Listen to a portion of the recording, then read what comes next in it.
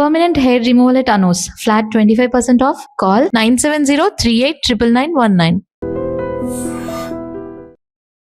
అందరికీ నమస్కారం. నేను మీ ఆయుర్వేద డాక్టర్ చిట్టిపుట్ల మధుసూదన శర్మని. మనం ఈ వీడియోలో వెయిట్ లాస్ అయ్యేందుకు లవంగాలతో వైద్యం అనేటువంటి ఆసక్తిదాయకమైనటువంటి అంశాన్ని గురించి తెలుసుకోబోతున్నాం.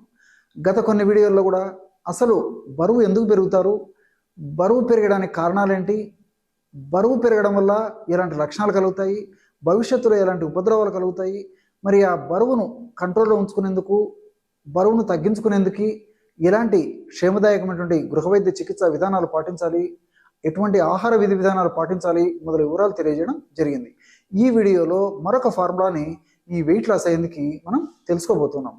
ఈ రోజుల్లో అత్యంత సర్వసాధారణటువంటి మేజర్ సమస్యగా పరిణమించేటువంటి సమస్య ఈ యొక్క అధిక బరువు. దీనికి అనేక రకాలైన కారణాలు. మరి కొద్ది ప్రమాణంలో బరువు అధికంగా ఉన్నప్పుడు అంతగా పట్టించుకోరు, కానీ మరి బరువు క్రమంగా పెరిగే కొద్దీ అప్పుడు ఆరోగ్య స్పృహ అవగాహన పెరిగి అప్పుడు ప్రయత్నాలు మొదలుపెట్టేటువంటి పరిస్థితి చాలా మందిలో ఉంటూ ఉంటుంది.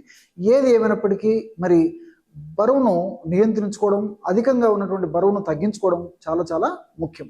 ఈ వెయిట్ లాస్ అయ్యేందుకు ఔషధాన్ని ఎలా తయారు చేసుకోవాలంటే లవంగాలు, దాల్చిన చెక్క, జీలకర్ర, మిరియాలు, ఈ 4 పదార్థాలను మనం సద్వినియోగం చేసుకోవడం వల్ల శరీరంలో, బాడీలో అధికంగా సంచితమైనటువంటి కొవ్వు కరిగేసి మనిషి నాజుకుతనాన్ని సంతరించుకుంటాడు.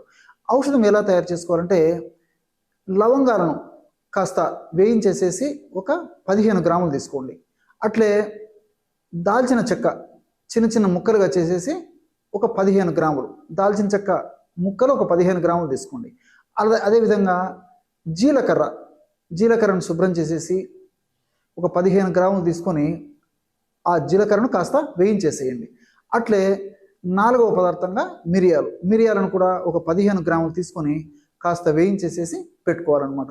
ఈ 4 పదార్థాలు అంటే ఒక్క దాల్చిన చెక్క మినహాయించి మిగిలిన 3 పదార్థాలను విడివిడిగా వేయించేసారనమాట. ఈ 4 పదార్థాలు ఒక్కొక్కటి 15 గ్రాముల చొప్పున తీసుకొని ఈ 4 పదార్థాలు అన్నిటినీ కలిపేసి ఒక మిక్సీలో వేసేసి బాగా కలిపేసేసి చూర్ణంగా తయారు చేసుకోండి.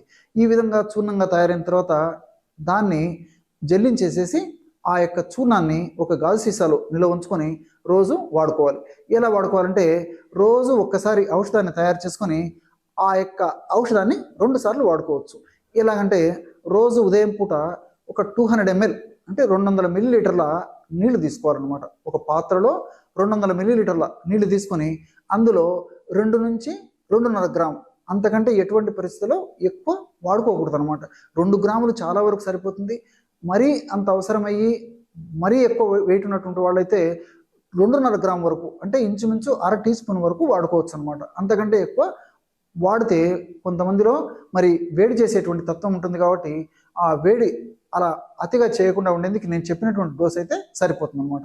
ఈ విధంగా 2 నుంచి 2.5 గ్రాముల చూర్ణాన్ని ఆ నీళ్ళలో వేసి పొయ్యి మీద పెట్టేసి 100 మిల్లీలీటర్ల నీళ్లు మాత్రమే మిగిలేటట్లు సన్న మంట మీద, బాగా గుర్తుంచుకోండి, ఔషధం త్వరగా తయారు కావాలనేటువంటి ఉద్దేశంతో మీరు ఎక్కువ మంట పెడితే ఈ యొక్క ఔషధ గుణాలు తగ్గిపోయేటువంటి అవకాశం ఉంటూ ఉంటుంది. కాబట్టి సన్న మంట మీద 100 మిల్లీలీటర్ల నీళ్లు మాత్రమే, అంటే 200 మిల్లీలీటర్ల నీళ్లు తీసుకున్నాం కదా, 100 మిల్లీలీటర్ల నీళ్లు మాత్రమే మిగిలేటట్లు మరిగించి దించి చల్లారిన తర్వాత వడగట్టేసి ఆ వడగట్టినటువంటి ఆ 100 ml ఆ కషాయాన్ని ఉదయం పూట ఒక 50 ml కషాయము, సాయంత్రం పూట కాస్త వెచ్చజేసి మరలా 50 ml కషాయము సేవించాలి. ఈ విధంగా క్రమం తప్పకుండా రోజు 2 సార్లు ఈ యొక్క ఔషధాన్ని ఈ పద్ధతిలో వాడుకోవడం వల్ల చాలా సమర్థవంతమైనటువంటి ఫలితాలు, అద్భుతమైనటువంటి ఫలితాలు శీఘ్రంగా వెంటనే కలిగేందుకు అవకాశం ఏర్పడుతుంది. ఆధునికంగా మనం ఆలోచించినప్పటికీ ఈ లవంగాల్లో యూజినాల్ అనేటువంటి రసాయన పదార్థం ఉంది. యూజినాల్ అనేటువంటి రసాయన పదార్థం గుణం ఏంటంటే ఇన్ఫ్లమేషన్ ప్రక్రియను తగ్గిస్తుంది, అంటే యాంటీ ఇన్ఫ్లమేటరీ ఏజెంట్గా పనిచేస్తుంది. సర్వసాధారణంగా ఎప్పుడైతే కొవ్వు కణాల్లో కొవ్వు ఎక్కువగా సంచితమై చాలా కాలం నుంచి నిలువందో అప్పుడు ఆ కొవ్వు కణాల నుంచి ఇన్ఫ్లమేషన్ అనేటువంటి ప్రక్రియ జరుగుతూ ఉంటుంది అనమాట. అంటే వాపు అనేటువంటి ప్రక్రియ జరుగుతూ ఉంటుంది.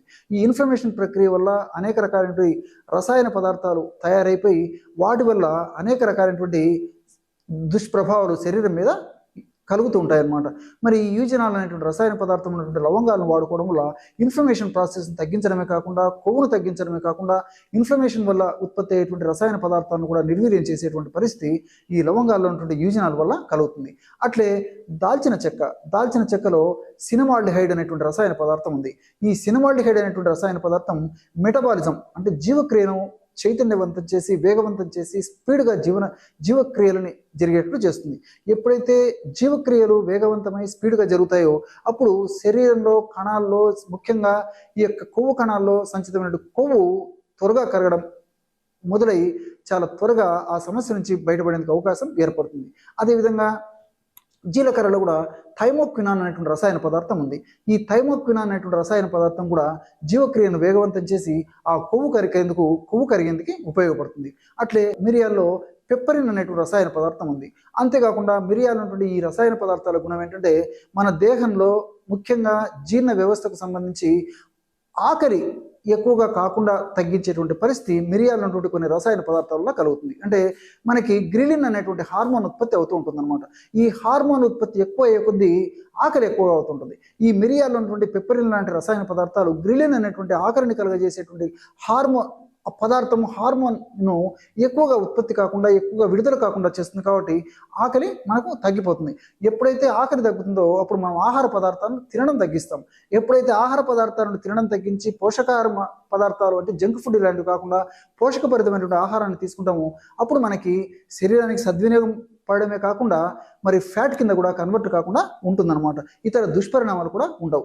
అంతేకాకుండా పెప్పరిన్ అనేటువంటి రసాయన పదార్థం ఈ ఇన్ఫ్లమేషన్ ప్రక్రియను కూడా నిరోధించడం వల్ల ఇన్ఫ్లమేషన్ ప్రాసెస్లో ఉత్పత్తి అయిన రసాయన పదార్థాల ఉత్పత్తిని కూడా నిర్వీర్యం చేసేటువంటి పరిస్థితి ఈ పెప్పరిన్ వల్ల కలుగుతుంది. అంతేకాకుండా ప్రత్యక్షంగా పరోక్షంగా మిరియాలు ఉన్నటువంటి వివిధ రకాలైనటువంటి రసాయన పదార్థాలు ఈ కొవ్వు కరిగేందుకు కూడా దోహదపడతాయి. మరి ఈ 4 పదార్థాలు కలిపి మనం ఔషధంగా తయారు చేసుకుని సద్వినియోగం చేసుకుంటున్నాం కాబట్టి అనేక రకాలైనటువంటి సైడ్ బెనిఫిట్స్ ఉంటాయి. ఎలాంటి సైడ్ ఎఫెక్ట్స్ ఉండవు. క్షేమదాయకంగా వాడుకోవచ్చు. ఔషధాలన్నీ కూడా మనకు తెలిసినట్టువే అందరూ వాడుకోవచ్చు. అదేవిధంగా తయారు చేసుకోవడం సులువు, వాడుకోవడం సులువు, ఫలితాలు కూడా చాలా త్వరగా సమర్థవంతంగా వస్తాయి. కాబట్టి మరి దీర్ఘకాలం పాటు వాడినప్పటికీ ఎలాంటి ఇబ్బందులు కూడా కలవు. కాబట్టి మరి క్షేమదాయకంగా ఉండేటువంటి ఇలాంటి ఔషధాలను వాడుకోవడం వల్ల చక్కటి ఫలితం మన సొంతం అవుతుంది. చూశారు కదా ఎటువంటి సులువైనటువంటి ఔషధ యోగాన్ని వెయిట్ లాస్ అయ్యేందుకు మీరు ఈ వీడియోలో తెలుసుకున్నారో. మరొక వీడియోలో మరొక అంశంతో మళ్ళీ కలుద్దాం. అంతవరకు నమస్కారం. మీ Chittipatla. And for more videos, Please subscribe to iDream. Please subscribe to iDream. Please subscribe iDream. And please subscribe to iDream. For more videos, subscribe to iDream. please like, share and subscribe to the channel. Congratulations, iDream. subscribe to iDream. Subscribe to iDream. So subscribe to iDream Media. iDream ki iDream team అందరికి huge congratulations. Please subscribe iDream Media. Please subscribe to iDream. Subscribe iDream. Please subscribe to iDream. iDream అంటే నా కళల ఛానల్ను subscribe చేసుకున్న నోరు తిరుగుతలేదు. మీరైతే గంట గుర్తు కొట్టండి. For more such videos, please subscribe to iDream.